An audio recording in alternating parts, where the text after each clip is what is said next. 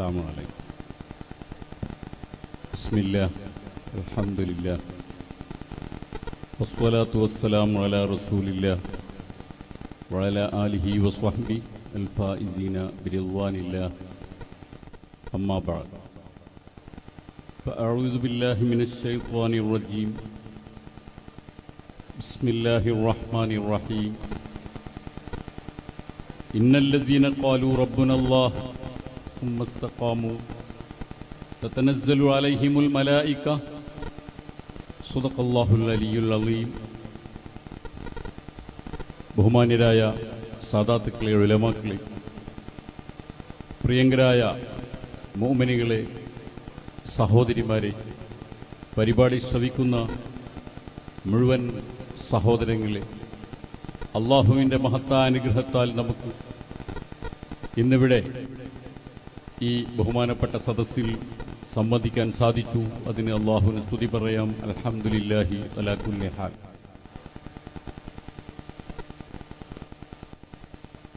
നമുക്ക് ഇന്നിവിടെ സംസാരിക്കുന്നതിന് ഔദ്യോഗികമായി പറയപ്പെട്ട ആളുകൾ ഉണ്ട് എന്ന് നമുക്കറിയാം.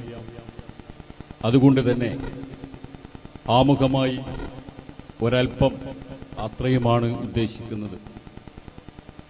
നമുക്കിന്നിവിടെ ഒത്തുചേരാൻ സാധിച്ചത് ആരാണ് അതിൻ്റെ കാരണക്കാരൻ? അതല്ലെങ്കിൽ ദിവസങ്ങളോളം നീണ്ടു നിൽക്കുന്ന ഈ ഒത്തുചേരലിൻ്റെ കാരണക്കാരൻ ആരാണ്?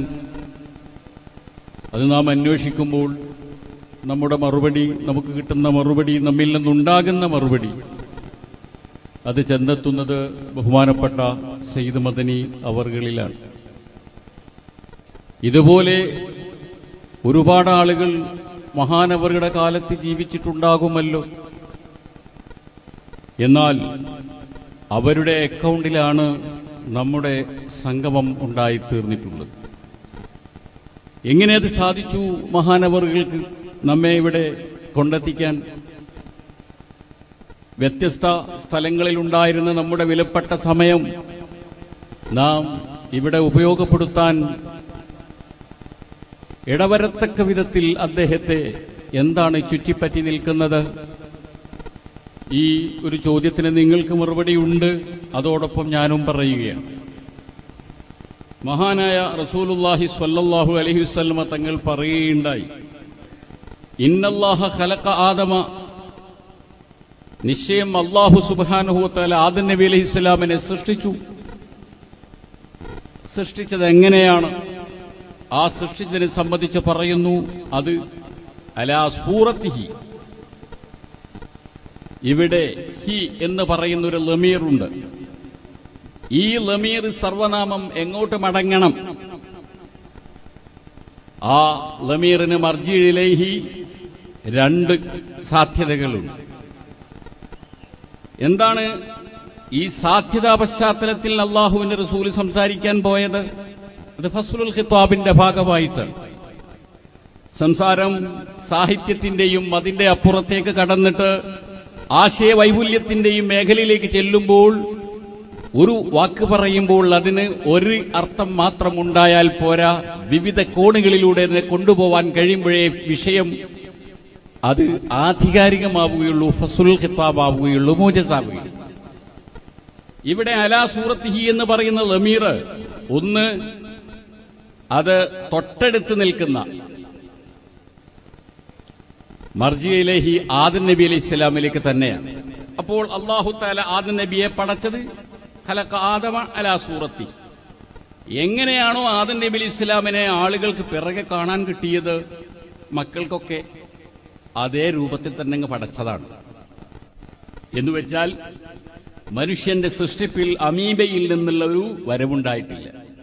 ഡാർവിന്റെ സിദ്ധാന്തം അനുസരിച്ചു കൊണ്ടുള്ള ഒരു കുരങ്ങിൽ നിന്നുള്ള പരിണാമം മനുഷ്യനുണ്ടായിട്ടില്ല.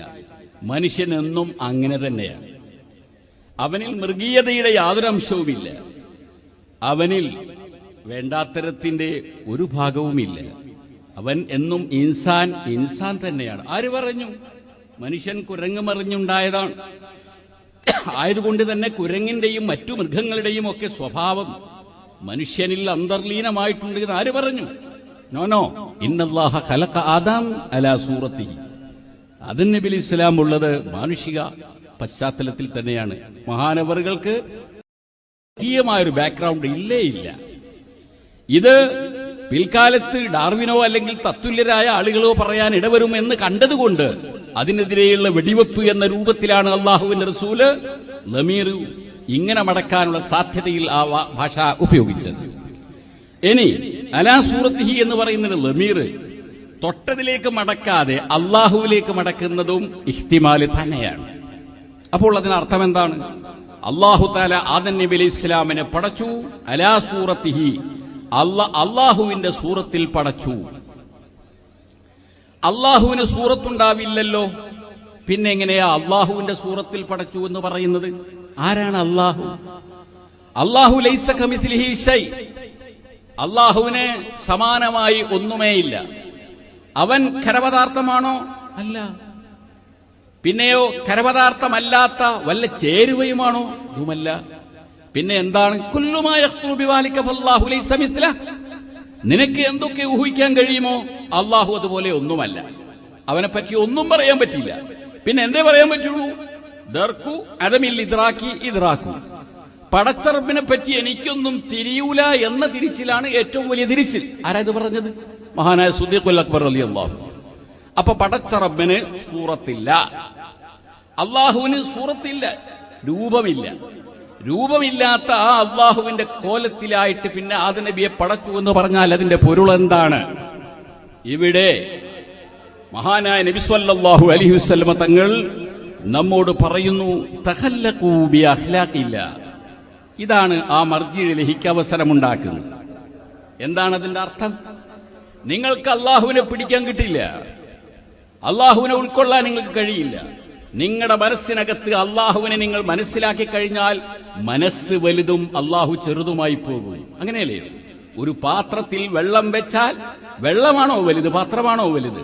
നമ്മുടെ ഹൃദയത്തെ കൊണ്ട് അള്ളാഹുവിനെ ഉൾക്കൊണ്ട് കഴിഞ്ഞാൽ ഹൃദയം വലുതായി, അള്ളാഹ് കൊച്ചായി. അത് വരാൻ പാടില്ല.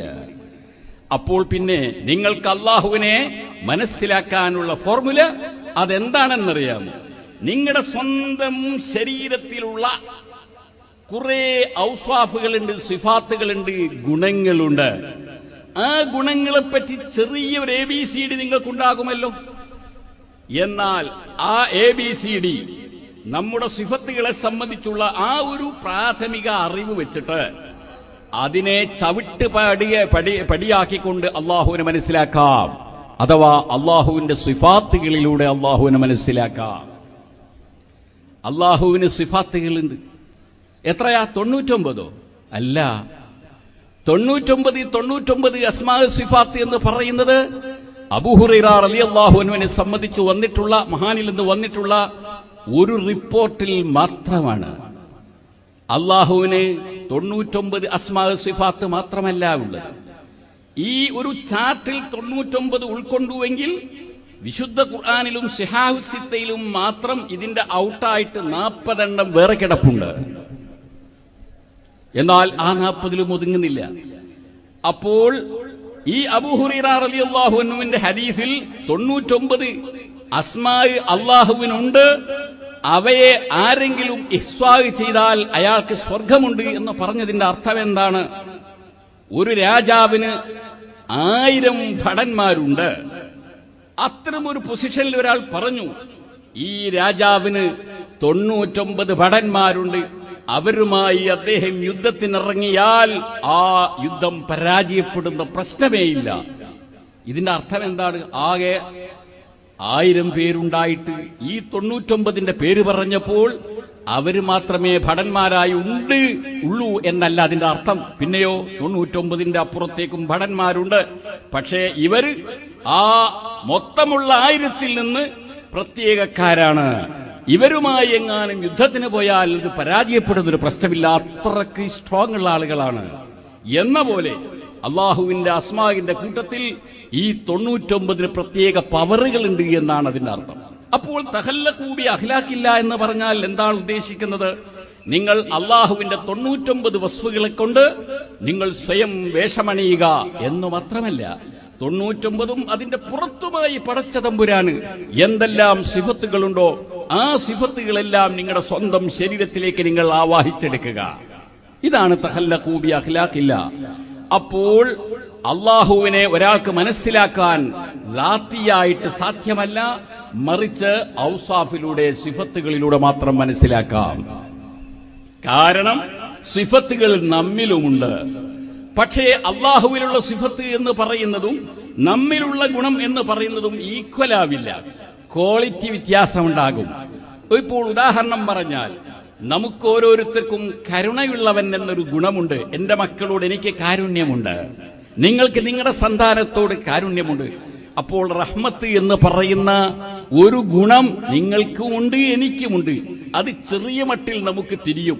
ഈ തിരിയുന്ന ഏണി വെച്ചിട്ട് റഹ്മാൻ എന്ന് പറയുന്ന നിങ്ങളുടെ റഹ്മത്തുമായി ഒരു നിലക്കും ഒപ്പിക്കാൻ പറ്റാത്ത അപാരമായ കാരുണ്യത്തിന്റെ ഉടമയായ അള്ളാഹുവിനെ മനസ്സിലാക്കാൻ ശ്രമിക്കൂ എന്നാണ് നമ്മോട് മതം പറയുന്നത്. അങ്ങനെ മനസ്സിലാക്കിയതിനു ശേഷം നമുക്കുള്ള ഈ കാരുണ്യത്തെക്കാളും 1000 മടങ്ങ് വലിപ്പമുള്ള കാരുണ്യത്തിന്റെ ഉടമയായ അള്ളാഹുവിനെ മനസ്സിൽ അവിടെ ഉറപ്പിച്ചു വെച്ചതിന് ശേഷം തഖല്ലഖൂ ബി അഖ്ലാഖില്ല, മന്നം നമ്മിലുള്ള കാരുണ്യത്തിന്റെ അളവിനെ അത് വർദ്ധിപ്പിച്ചു കൊണ്ടുവരാൻ ശ്രമിക്കുക. അപ്പോൾ അള്ളാഹുവിനെ പരിചയപ്പെടാൻ ഇടവരുന്നതാണ്. ഷെയ്ഖ് മദനി എന്നവർ 400 വർഷങ്ങൾക്ക് മുമ്പ് ജീവിച്ചുവെങ്കിൽ ഈ 2015 10,000-കണക്കിൽ മനുഷ്യന്മാർ അവരുടെ വീടുകളിൽ കഴിഞ്ഞുകൂടേണ്ട സമയത്ത് ഇവിടേക്ക് ആ ആളുകളെ വിളിച്ചു വരുത്തിയത് ഈ മഹാമനുഷ്യൻ തഖല്ലഖൂ ബി അഖ്ലാഖില്ല എന്ന് പറയുന്ന കൽപ്പനയ്ക്ക് വഴങ്ങി അള്ളാഹുവിന്റെ സിഫാത്തുകളെ സ്വന്തം ശരീരത്തിലേക്ക് ആവാഹിച്ചെടുക്കാൻ ഭഗീരഥയത്നം നടത്തിയതിന്റെ അനന്തരഫലമാണ്. നമ്മിവിടെ കൊണ്ടെത്തിച്ചത് അതാണ്. ഇന്ന് നമുക്കും ഉള്ള പാഠം അത് തന്നെയാണ്. നാം ഓരോരുത്തരും എന്തു ചെയ്യാൻ ശ്രമിക്കണം? മഹാനായ അല്ലാഹു തആല ആദം നബി അലൈഹി ഇസ്ലാമിനെ പടച്ചത് അള്ളാഹുവിന്റെ സൂറത്തിലാണെന്ന് പറഞ്ഞാൽ അള്ളാഹു സുബ്ഹാനഹു വ തആലക്ക് കുറെ സിഫത്തുകളുണ്ട്. കാരുണ്യം എന്ന് പറയുന്നത്, പൊറുക്കൽ എന്ന് പറയുന്നത്, വിട്ടുവീഴ്ച ചെയ്യൽ എന്ന് പറയുന്നത്, ഈ വക ഗുണങ്ങളൊക്കെ അള്ളാഹുവിനുണ്ട്. അതിൻ്റെതായ ചെറിയ ഒരു അംശം, ഒരു പതിപ്പ് കൊടുത്തുകൊണ്ടാണ് ഈ മനുഷ്യനെയും അള്ളാഹു തആല പടച്ചിട്ടുള്ളത്. ആയതുകൊണ്ട് മനുഷ്യന്മാരെ, അടിസ്ഥാനപരമായി നിങ്ങളിലൊക്കെ അള്ളാഹുവിന്റെ ഗുണങ്ങൾ പേരിനെങ്കിലുമുണ്ട്. ഒന്ന് ആനയാണ്, മറ്റേത് കുയ്യാനയാണെന്ന വ്യത്യാസമുണ്ട് എങ്കിലും നിങ്ങളിൽ അതുണ്ട്. നിങ്ങൾ അതിന്റെ ജീനുകൾ അതിന്റെ കയ്യിലുണ്ട്, നിങ്ങളുടെ കയ്യിലുണ്ട് എന്ന വസ്തുത മറക്കാൻ പാടില്ല. നിങ്ങൾ ആരും അള്ളാഹുവിനെ പോലെ അല്ലാതെ കഥകെട്ട ജീവിതം ജീവിക്കരുത്. മനുഷ്യന്മാരെന്ന് പറഞ്ഞാൽ ആ മനുഷ്യന്മാർ അള്ളാഹുവിൻ്റെതായ സൂറത്തിൽ എന്നുവെച്ചാൽ അവന്റെ ആകാരത്തിൽ എന്നല്ല, അവന്റെ ഔസാഫുകളുടെ ചേരുവയോടുകൂടെ വന്നിട്ടുള്ള വ്യക്തിയാകുന്നു, മനുഷ്യനാകുന്നു. ഇനി അതിനെ പരിപോഷിപ്പിക്കുകയാണ് വേണ്ടത്. മാന്യ സുഹൃത്തുക്കളെ, ഓരോ മനുഷ്യനും ഇങ്ങനെ പരിപോഷിപ്പിക്കുന്ന സന്ദർഭത്തിൽ അദ്ദേഹം ആരായിത്തീരും? കേൾക്കുക നിങ്ങൾ. അള്ളാഹുവിന്റെ ഒരു വസ്വാണ് ഗഫാർ എന്ന് പറയുന്നത്, കേട്ടോളൂ. അള്ളാഹുവിന്റെ മറ്റൊരു വസ്വാണ് ഗാഫിർ എന്ന് പറയുന്നത്. അള്ളാഹുവിന്റെ മറ്റൊരു വസ്വാണ് ഗഫൂർ. നിങ്ങൾക്കറിയില്ലേ? അസ്മാഉൽ ഹുസ്ന ചെല്ലാറില്ലേ നിങ്ങൾ? എന്താണ് ഇത് തമ്മിലുള്ള വ്യത്യാസം? ഗാഫിർ, ഗഫാർ, ഗഫൂർ. തഖല്ലഖൂ ബി അഖ്ലാഖില്ല എന്ന് പറഞ്ഞാൽ എന്താണ് അർത്ഥം? ഇത് മൂന്നും നിങ്ങൾ കൈവരിക്കണം. ഇത് മൂന്നും നിങ്ങൾ ഇവിടെ കൈവരിക്കണം. നാം അർത്ഥം വെച്ച് നോക്കിയാൽ പക്ഷേ ഗഫാർ പൊറുക്കുന്നവൻ, ഗാഫിർ പൊറുക്കുന്നവൻ, ഗഫൂർ പൊറുക്കുന്നവൻ പറയാൻ പാടില്ല. 99 അലക് വേറെ വേറെ തന്നെ വെച്ചിരിക്കുക. ഓരോന്നിനും അതിൻ്റെതായ ഒന്നിൽ നിന്ന് മറ്റൊന്നിലേക്ക് ചാടുമ്പോൾ വ്യത്യാസം വരുന്ന രൂപത്തിൽ വളരെയധികം ഡിഫറൻസോട് കൂടെ തന്നെയാണ് വെച്ചിട്ടുള്ളത്. ഗാഫിർ എന്ന് പറഞ്ഞാൽ അതിന്റെ അർത്ഥം എന്താകുന്നു? തെറ്റ് ചെയ്യുന്ന അവസരത്തിൽ അതിനെ പൊറുക്കുക എന്ന് പറയുന്ന അടിസ്ഥാന ഗുണമുള്ളവൻ. ഗഫാർ എന്ന് പറയുന്ന അവസരത്തിൽ എന്തായിരിക്കണം? നമ്മുടെ ഇമാം ഗസാലി റളിയല്ലാഹു അൻഹുവിനെ പോലുള്ള ആളുകൾ വിശകലനം ചെയ്ത് പറയുക, ഗഫാർ എന്ന് പറയുന്ന ആ ഒരു മുബാലഗത്തിന്റെ സ്വീകർക്ക് അർത്ഥം വെക്കേണ്ടത് ഇതാ, ചെറുകിട തെറ്റുകളൊന്നുമല്ല, അഥവാ ഹിമാലയം പോലെ ഒരു മനുഷ്യൻ കേട്ടാൽ ഞെട്ടിപ്പോകുന്ന 100 ആളെ കൊല്ലുക, 1000 ആളെ കൊല്ലുക എന്നൊക്കെ പറഞ്ഞ അതിഭീകരമായ കാര്യങ്ങൾ ചെയ്തു വെച്ചിട്ടുള്ള മനുഷ്യനോട് പൊറുക്കാൻ മുന്നോട്ട് വരുന്നവൻ എന്നാണ് ഗഫാറിന്റെ അർത്ഥം. ഭീമമായ തെറ്റുകൾ പൊറുക്കുന്നവൻ. ഗഫൂർ എന്ന് പറഞ്ഞാലോ അതും മുബാലഗത്ത് തന്നെയാണ്. പക്ഷേ അതിന്റെ മുബാലഗത്ത് ക്വാളിറ്റിയിൽ അല്ല, മറിച്ച് അതിന്റെ ക്വാണ്ടിറ്റിയിലാണ്. എന്ന് വെച്ചാൽ ഒരു മനുഷ്യൻ ഇന്നൊരു തെറ്റ് ചെയ്തു, പൊറുത്തു, അയാൾ നാളെയും ചെയ്തു തെറ്റ്, അപ്പോഴും പൊറുക്കാൻ തയ്യാറാണ്. 3 പ്രാവശ്യം ചെയ്ത് ഇനി മേലാൽ പൊറുക്കുന്ന പ്രശ്നമില്ല എന്ന് പറയുന്ന പ്രശ്നം അല്ലാഹുവിനില്ല.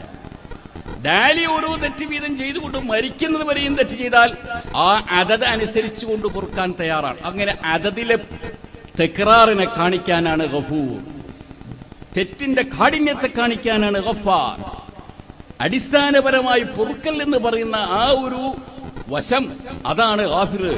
ഇത് 3 നിങ്ങളിൽ ഉണ്ടാകണമെന്നാണ് തഖല്ലഖൂ ബി അഖ്ലാഖില്ല. ഇവിടെ കൂടി നിൽക്കുന്ന ജനങ്ങളെ, നാം സയ്യിദ് മദനി അരികിൽ എത്തിച്ചേരുകയാണ്. അദ്ദേഹത്തെ ഇങ്ങോട്ട് നമ്മെ ഇവിടെ എത്തിക്കത്തക്ക വിധത്തിൽ ഉയർത്തിയത് മഹാനവകരുകൾ അള്ളാഹുവിന്റെ ഗാഫിർ എന്ന് പറയുന്ന സ്വഭാവവും, ഗഫാർ എന്ന് പറയുന്ന സ്വഭാവവും, ഗഫൂർ എന്ന് പറയുന്ന സ്വഭാവവും ഒരു മനുഷ്യന്റെ വിധാനത്തിൽ നിന്ന് ആർജിക്കാവുന്നിടത്തോളം ആർജിച്ചു, അങ്ങനെ ജീവിച്ചു കാണിച്ചു. അള്ളാഹുവിന്റെ അഖ്ലാഖ് കൊണ്ട് തഖല്ലുഖ് ചെയ്തു. അദ്ദേഹത്തെ അരികിലേക്ക് നാം ഇതാ ആകർഷിക്കപ്പെട്ടു വരാനിടെ. മഹാനവറുകൾ മാത്രമല്ല, ഈ കിടക്കുന്ന മുഹീദ്ദീൻ അവർകളാവട്ടെ, ഇനി ബഹുമാനപ്പെട്ട നമ്മുടെ സയ്യിദ് അവറുകളുടെ ഉപ്പയാവട്ടെ, അല്ലെങ്കിൽ മഹാനവറുകളുടെ വല്ലിപ്പയാവട്ടെ, മാതാവാവട്ടെ, മാതാവിന്റെ പിതാവാവട്ടെ, അവരുടെ അരികിലേക്കൊക്കെയും നമ്മെ വാടി വിളിക്കുന്നത് അവരിൽ ആ തഖല്ലുഖാണ് എന്ന് മനസ്സിലാക്കി ഞാനും നിങ്ങളും അത് തയ്യാറാവേണ്ടത്. മാന്യ സഹോദരന്മാരെ, ഓരോരുത്തരോടും പറയുന്നത് എന്താണ്? നിങ്ങൾക്ക് ആരുണ്ടാകാം? ഭാര്യയും കുട്ടികളും ഉണ്ടാകാം. ഈ ഭാര്യയുടെയും കുട്ടിയുടെയും അരികിൽ നിങ്ങൾ 70 കൊല്ലം ജീവിക്കുമ്പോൾ ഒരുപക്ഷെ വളരെ വലിയ തെറ്റ് മകൻ ചെയ്തു എന്ന് വരാം. പൊറുക്കണം വാപ്പ, അപ്പോഴേ ഗഫാറിന്റെ ഒപ്പം നിൽക്കാനാകുന്നുള്ളൂ. അവൻ അത്രയും വലിയത് ചെയ്തോ, ഇനി മരിക്കുന്നതുവരെ ഞാൻ അയാളുമായി മിണ്ടില്ല, എന്റെ സ്വത്തിന്റെ കഷ്ടം അവനില്ല, ഞാൻ അവനുമായി 100 വട്ടം സലാം ചൊല്ലി പിരിഞ്ഞ്. പറയരുത് ഉപ്പ, അങ്ങനെ പറയരുത്. ഈ ഗഫാറിന്റെ ഒപ്പം നിൽക്കാൻ തയ്യാറാവും. എത്ര ഭീമമായ പാപം! ഗൾഫിൽ ആയിരക്കണക്കിൽ കടമുണ്ടാക്കി വെച്ചു, ഒരുപാട് ബിസിനസ്സിൽ പൊട്ടിച്ച് ഇവിടെയുള്ള പറമ്പ് മുഴുവനും വിറ്റി, അങ്ങനെ നശിപ്പിച്ച മുടിയനായ പുത്രനാണെങ്കിലും ആ മകനോട് പൊറുക്കാൻ വാപ്പാ തയ്യാറാവണം, ഉമ്മ തയ്യാറാവണം. അത് തയ്യാറായവരാണ് ഇവര്. ഇവരുടെ ആയുസ്സിനിടയിൽ എത്ര വലിയ പാപങ്ങൾ വന്നിട്ടുണ്ടാകും. മഹാനായ റസൂലുള്ളാഹി സ്വല്ലല്ലാഹു അലൈഹി വസല്ലമ തങ്ങളെ എന്തുമാത്രം കഷ്ടപ്പെടുത്തിയ ആളുകൾ ഉണ്ടായിരുന്നു. ആ ആളുകളൊക്കെയും അല്ലാഹുവിന്റെ റസൂൽ അല്ലാഹു ഗഫാറായപ്പോൾ മനുഷ്യന്റെ വിധാനത്തിൽ നിന്ന് ഗഫാറാകുവാൻ മഹാനവറുകൾ റസൂലുള്ളാഹി തയ്യാറാവുകയുണ്ടായി. നിങ്ങളും തയ്യാറാവണം. ഇനി പറയട്ടെ, 70 75 വയസ്സാകുമ്പോൾ പല ആളുകളും തന്നെ 45-50 വയസ്സായവരോട് തന്നെ പ്രഷർ കൂടുന്ന ആളുകളാണ്. സ്വാഭാവികമായും ഇന്നത്തെ അവസ്ഥ ഏതാണ്? അപ്പോൾ മക്കളിൽ നിന്നും ഭാര്യമാരിൽ നിന്നും നിങ്ങളുടെ കീഴിൽ ജോലി ചെയ്യുന്ന ജീവനക്കാരിൽ നിന്നും നിങ്ങളുടെ പാർട്ട്ണറിൽ നിന്നും നിങ്ങളൊരു ബോസാണെങ്കിൽ ആ ബോസിന്റെ കീഴാളന്മാരിൽ നിന്നും ഇന്നും തെറ്റ്, നാളെയും തെറ്റ്, മറ്റന്നാളും തെറ്റ്, എല്ലാ ദിവസവും തെറ്റ് സംഭവിച്ചേക്കാം.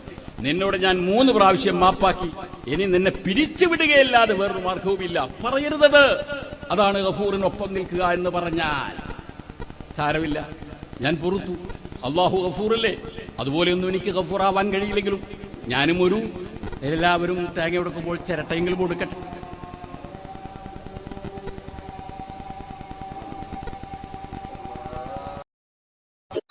ആക്ഷൻ സ്വീകരിക്കുന്നവൻ, ശിക്ഷാനടപടി സ്വീകരിക്കുന്നവന് അഖ്ലാഖില്ല എന്ന് പറയുമ്പോൾ നമുക്ക് ശിക്ഷ നടപ്പാക്കുന്ന ആളുകളായേ പറ്റൂ. അപ്പോൾ ഒരു ചോദ്യമുണ്ടാകും, നാം ആരെയാണ് ശിക്ഷിക്കുക? ശത്രുവിനെ. അള്ളാഹു ഫറോവയെ അല്ലെങ്കിൽ അതുപോലെയുള്ള ആളുകളെ ശിക്ഷിക്കും. ഒരു മനുഷ്യനെ സംബന്ധിച്ചിടത്തോളം അവന്റെ ശത്രു അവന്റെ അമ്മാറത്തായ നഫ്സാണ്. എനിക്ക് ശിക്ഷിക്കാൻ വേണ്ടുവോളം എന്റെ കയ്യിൽ സ്റ്റോക്കുണ്ട്, അത് എന്റെ നഫ്സ് തന്നെയാണ്. സ്വന്തം ശരീരമാണ് ഒരു മനുഷ്യന്റെ ഏറ്റവും വലിയ ശത്രു ആയതുകൊണ്ട് തന്നെ ആ ശരീരത്തിനെ ശിക്ഷിക്കണം.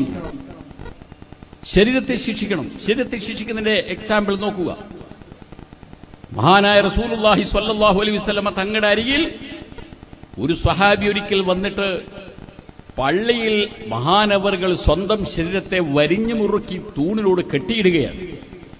എന്റെ ശരീരത്തെ ഇനി ഒരൊറ്റ കുട്ടിയും അഴിക്കൂല, തങ്ങൾ വന്ന് അഴിച്ചെങ്കിൽ അഴിക്കുക എന്നല്ലാതെ ഞാൻ ചെയ്തിട്ടുള്ള അനർത്ഥം അതിനോട് ഞാൻ എങ്ങനെയാ പ്രതികരിക്കുന്നതെന്ന് ചോദിച്ചാൽ ആ പ്രതികരണത്തിന്റെ കോലം അദ്ദേഹം തന്റെ ശരീരത്തിന്റെ നേരെ മുന്തക്കിയുമായത് ഇങ്ങനെയാണ്. പിടിച്ചവിടെ കെട്ടിയിട്ട് സ്വന്തം ശരീരത്തെ ഇനി ആരും അഴിക്കാൻ പാടില്ല.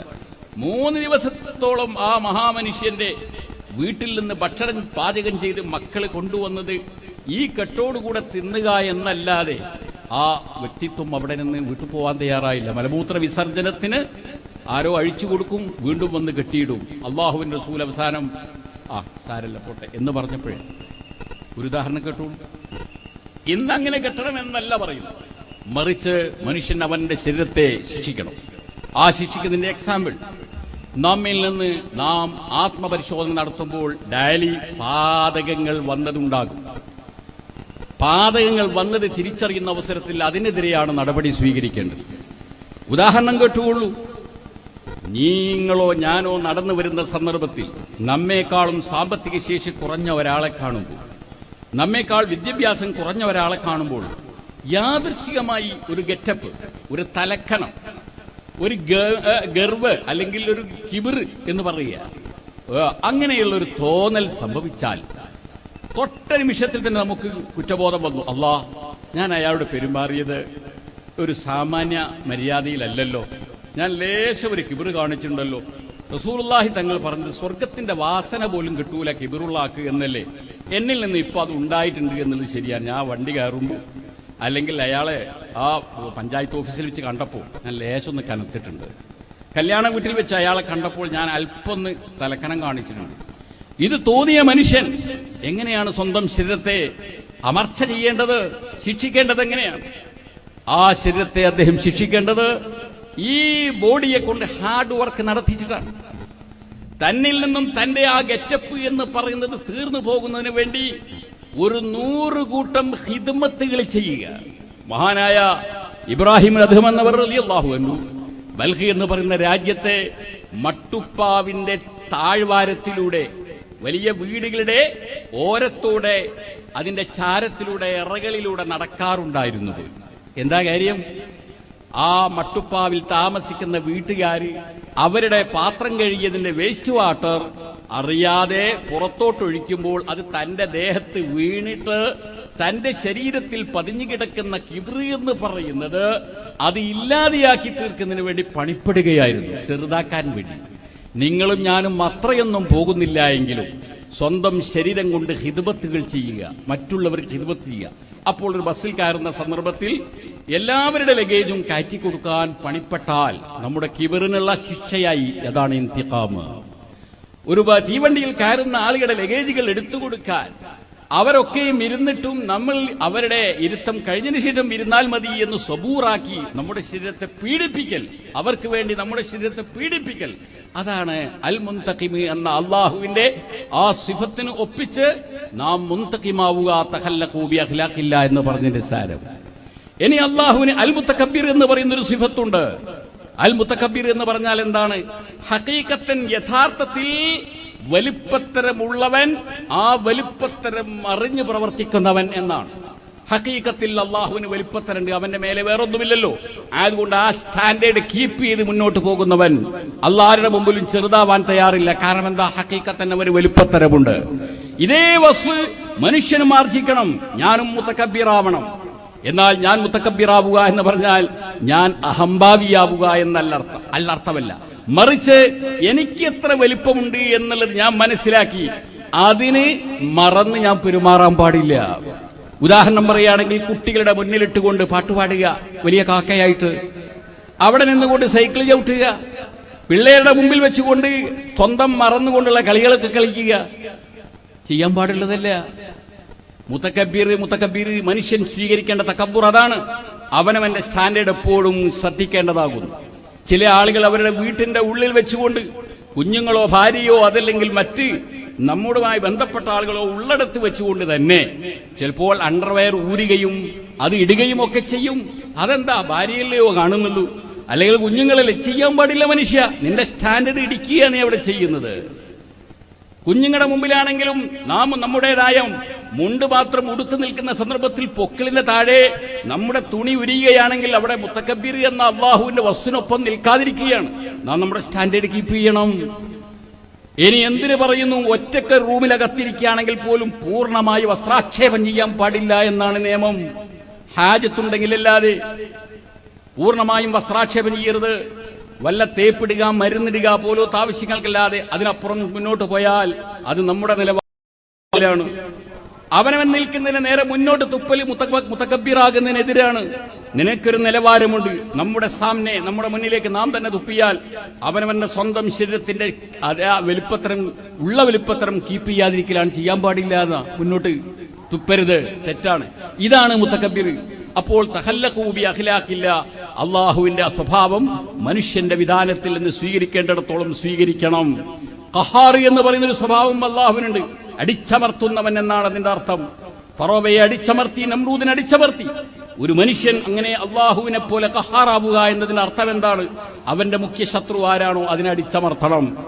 ഒരു മനുഷ്യന്റെ മുഖ്യ ശത്രു നേരത്തെ പറഞ്ഞതുപോലെ അന്നഫ്സുൽ അമ്മാറ, കുറ്റം ചെയ്യാൻ ത്വര നൽകുന്ന ശരീരമാണ്. ആ ശരീരത്തെ അടിച്ചമർത്തണം. ആർക്കാണോ വികാരമുള്ളത്, വികാരമുള്ളവൻ വികാരം ഭാര്യനെ കൊണ്ട് ഒന്നുകൊണ്ട് തീരുന്നില്ല എങ്കിൽ, രണ്ടാമതൊന്ന് കെട്ടാൻ അയാൾക്ക് കഴിയുന്നില്ല എങ്കിൽ നിർബന്ധമായും സുന്നത്തായ അമല് അയാൾ കൊണ്ടുവരണം. സാധനം സുന്നത്താണ്, അയാൾക്കത് നിർബന്ധമാവുകയാണ്. അതാണ് അടിച്ചമർത്തൽ. എങ്ങനെ? ഓരോ ആരോഗ്യമുള്ള ദിവസത്തിലും അയാൾ നോമ്പെടുക്കണം. ദാവൂദ് നബി അലൈഹി സ്വലാമിന്റെ നോമ്പ് ഇന്ന് നോറ്റാൽ നാളെ നോമ്പില്ല, മറ്റന്നാള് നോമ്പ്. അവിടത്തോളം എത്താൻ കഴിയുന്നില്ലയോ ഡ്യൂട്ടി കാരണത്താൽ? എങ്കിൽ തിങ്കളും വ്യാഴവും ഒഴിവാക്കുകയേ ചെയ്യരുത്. അടുത്താണ് അടിച്ചമർത്തൽ. ഖഹാറാവണം. മനുഷ്യൻ സ്വയം ഖഹാറാവട്ടെ, അവനവന്റെ ശത്രുവിനെ അടിച്ചമർത്തട്ടെ. മനുഷ്യന്റെ രണ്ടാമത്തെ ശത്രു അദുവാകുന്ന പിശാചാണ്. ആ പിശാചിനെ അടിച്ചമർത്തണം. എങ്ങനെയാണ് പിശാചിനെ അടിച്ചമർത്തൽ? ദിവസേന ഒരാളെ വെച്ചിട്ടെങ്കിലും വീട്ടിൽ അൽ-ബഖറ സൂറത്ത് ഓതിപ്പിക്കുക. ഇങ്ങനെയാണ് പിശാചിനെ അടിച്ചമർത്തതിന്റെ കോലം. ഇനി ഒരൊറ്റ ദിവസം കൊണ്ട് കഴിയുന്നില്ല എങ്കിൽ 3 ദിവസത്തിലേക്കാക്കി വിഭജിച്ചിട്ട് ആ 3 ദിവസം കൊണ്ടെങ്കിലും ഓതി തീർക്കണം. അല്ലെങ്കിൽ ഡിവൈഡ് ചെയ്താൽ മതി. ഭാര്യ 1-ാമത്തെ ജുസ്, മൂത്ത മകൻ 2-ാമത്തെ ജുസ്, കെട്ടിക്കൊണ്ടുവന്ന ഭാര്യയുടെ മകന്റെ ഭാര്യ മറ്റേ ജുസ്, ഇങ്ങനെ പറഞ്ഞിട്ട് ഡിവൈഡ് ചെയ്തിട്ടെങ്കിലും ആ അൽ-ബഖറകൾ ഡെയിലി അല്ലെങ്കിൽ 3 ദിവസമാകുമ്പോൾ വീട്ടിനകത്ത് ഹിസ്ബിന്റെ ഖായിദ അനുസരിച്ച് കൊണ്ട് ഓതിക്കൊണ്ടിരുന്നാൽ അത് ഖഹാറാവണ്. ആർക്കെതിരെ? പിശാചിനെതിരെയുള്ള ഖഹറിന്റെ കോലം അങ്ങനെയാണ്. ആ വീട്ടിലേക്ക് പിശാചിനെടുക്കാൻ കഴിയില്ല. അല്ലെങ്കിൽ പിശാച് അവിടെ വരും. പിശാച് അവിടെ വന്നു കഴിഞ്ഞാൽ ഡോറ് അടച്ചു കഴിഞ്ഞതിന് ശേഷം, കുറ്റിയിട്ടതിന് ശേഷം മക്കൾക്ക് തോന്നുക അവരുടെ മൊബൈലിൽ അത് വരുത്തട്ടെ ഇത് വരുത്തട്ടെ എന്നാണ്. ഈ തോന്നൽ വരാതെ മക്കൾക്ക് വേഗം ഉറങ്ങണമെന്ന തോന്നൽ വരണമെങ്കിൽ ഈ അൽ-ബഖറ കൊണ്ട് ദിഫാഴ് മദനി പ്രതിരോധം തീർക്കേണ്ടതുണ്ട്. ഇതാണ് ഖഹാറാവുക എന്ന് പറഞ്ഞ സാരം. മാന്യ സുഹൃത്തുക്കളെ, ഇങ്ങനെ 99 ഒരു പട്ടികയിലുള്ളതിനെയും അതിന്റെ അപ്പുറത്ത് 40 എണ്ണം ഉള്ളതിനെയും അതിനെയും അപ്പുറത്ത് മറ്റുള്ള സ്വഹാഹുസിത്തകളല്ലാത്ത ഹദീസുകളിലൂടെ കിടക്കുന്നതിനെയും എല്ലാറ്റിനെയും കൂടി നാം അനാവരണം ചെയ്യാൻ ശ്രമിച്ചാൽ, അവയെല്ലാം തന്നെ നാം അനലൈസ് ചെയ്യാൻ ശ്രമിച്ചാൽ അതിന് നമുക്ക് ദിവസങ്ങളൊന്നും മതിയാവുകയില്ല. തൽക്കാലം ഇത്രയും പറഞ്ഞുകൊണ്ട്, ഇതുപോലെയുള്ള മഹാന്മാരായി തീർന്നത് അള്ളാഹുവിന്റെ ഔസ്വാഫുകൾ മനുഷ്യവിധാനത്തിൽ നിന്നുകൊണ്ട് ഉൾക്കൊണ്ട് ഇത് ജീവിതത്തിലേക്ക് സ്വായത്തമാക്കിയത് കൊണ്ടാണെന്ന് മനസ്സിലാക്കി, നമുക്ക് അതിന്റെ ചെറിയൊരു പകർപ്പെങ്കിലും അനിവാര്യമാണ് എന്നും മനസ്സിലാക്കി ഈ സംഗമം അള്ളാഹു സുബ്ഹാനഹു വ തആല അതിനെല്ലാം തന്നെ ഉപകാരപ്പെടുന്ന ഒരു സംഗമമാക്കി തീർക്കുമാറാവട്ടെ. മഹാന്മാരായ ഇവരുടെയെല്ലാം ജാഹ് മദദ് കൊണ്ട് അള്ളാഹു തആല നമ്മയും സ്വാലിഹീകളിൽ ഉൾപ്പെടുത്തി തരുമാറാവട്ടെ. ഈ ദുആയോടെ ഞാൻ എന്റെ വാക്കുകൾ അവസാനിപ്പിക്കുന്നു. വആഖിറു ദഅ്വാനാ അനിൽ ഹംദുലില്ലാഹി റബ്ബിൽ ആലമീൻ. അസ്സലാമു